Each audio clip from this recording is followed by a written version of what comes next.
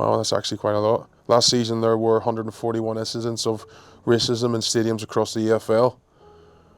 So what do we have, 44 games a week? 44-week season? It's over near enough 4 times the amount, isn't it? Over 4 times?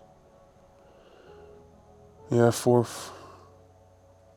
Yeah, it's actually quite a lot. And that's the ones that are recorded. So the ones that aren't recorded, I'd probably go as far as saying that's quite a few more on. So it's well, but I would just say if you hear anything, you see anything, or you're suspicious of anything, I think as much as you don't want to draw any attention to yourself or the people around you, you pay your hard-earned money, and you're entitled to go to a football match without being aware of any type of hatred or discrimination towards anyone, including yourself, by the way, not just us as players. So my thoughts on this, it can also affect people like me, black people's well-being. And obviously it could be spreading in a whole lot of different ways. It could be said verbally, or it could be done over online.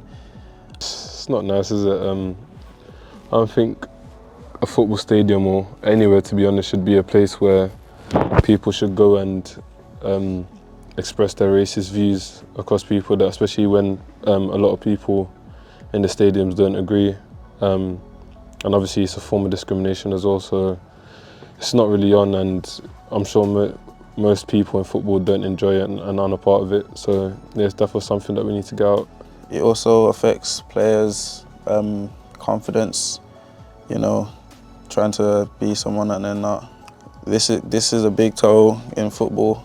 A lot of people suffer from it that I personally know as well, and I can see the effects that it has on them and their game sometimes, so I think this needs to be cut out. Did you know fans found guilty of racist abuse face being banned from football grounds for 10 years? For me, it could be a lifetime ban. It's really unacceptable to have in life and as well as football. I think this is reasonable, because obviously them going to a football game, obviously it means a lot to them. So obviously a ban like this, really shows the severity of, people's mental well-being with, just simple stuff of being, well, not simple, but things of being racist. So yeah, I think this is a good sanction to have. Did you know in the 2024-25 season, 27 supporters of EFL clubs received football banning orders, and 17 fans were banned from their club grounds for discriminatory behaviour, which is understandable. It's like I said before, it's unacceptable to be that kind of human being in life, and at a football ground is not acceptable. I think the good thing is people have received banning orders, and 17 fans were banned from their club grounds, but it's got to be all grounds. It can't just be the grounds that they do it at.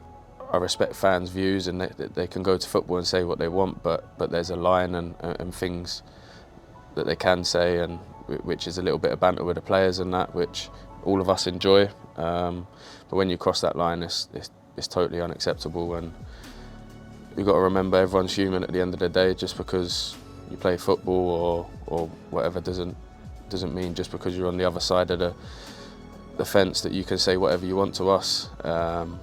So it's good that people are getting these banning orders, but I think there's more that needs to be done and can be done around all of this behaviour. Did you know there were more than 5,000 reported incidents of online abuse towards players during the 24-25 season, almost double the season before? I think it's more prevalent more than ever now.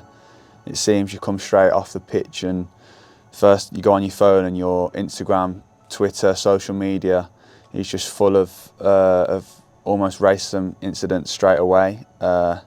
It's really common, and it's something that we need to get a grip of. I think it's probably far too easy to abuse footballers and sportsmen nowadays on social media, and that number surprises me a little bit.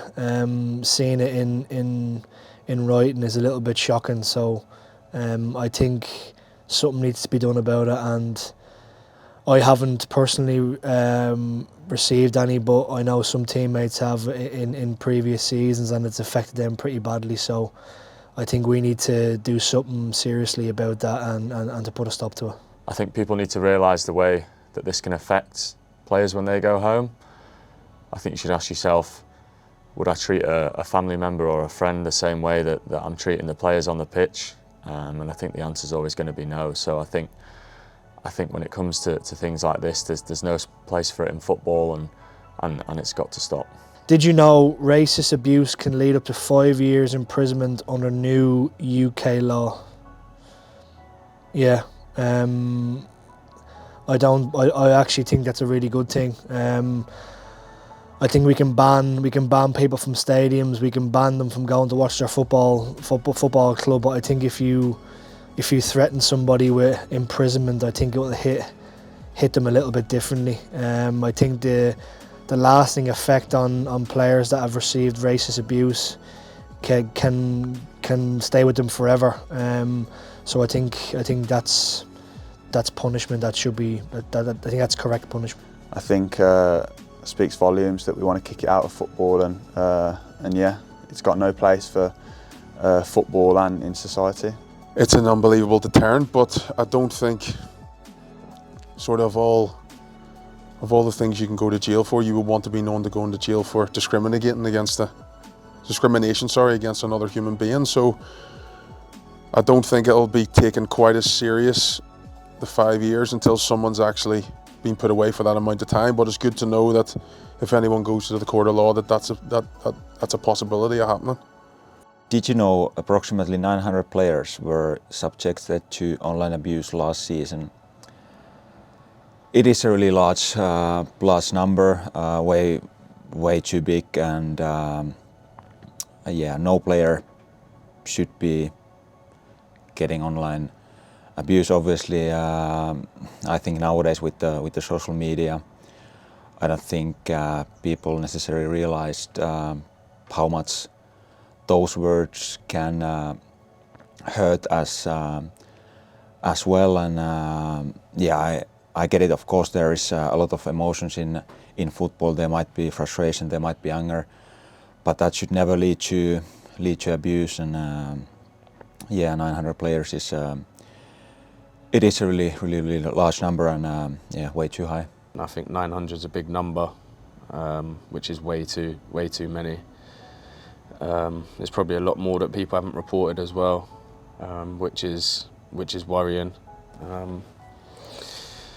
It's easy to sit behind a phone or a laptop and say stuff. They've got to make things stricter because it can't keep happening, and it's too easy for the people that are saying these things to get away with it and hide behind a fake account and say whatever they want to say. Did you know football is for everyone? Yeah, personally I knew that. Where I come from is quite multicultural, so and it's how I started playing football. Obviously the person that first got me into football wasn't a black man. So yeah, without them I probably wouldn't have played, and I'm sure that's the same for a lot of people across the world. So yeah, football is for everyone, I completely agree. I didn't know that, and yeah, football is for everyone. It's for players, it's for staff, it's for fans, it's for every single person around the football club. And yeah, football is, in my opinion, by far the best sport in the whole world, and everybody should be able to enjoy it on a pitch, off the pitch, without being scared of being hurt by words or by actions. So yeah, football is for everyone, no matter where you come from, and yes, it should be a safe place for everybody.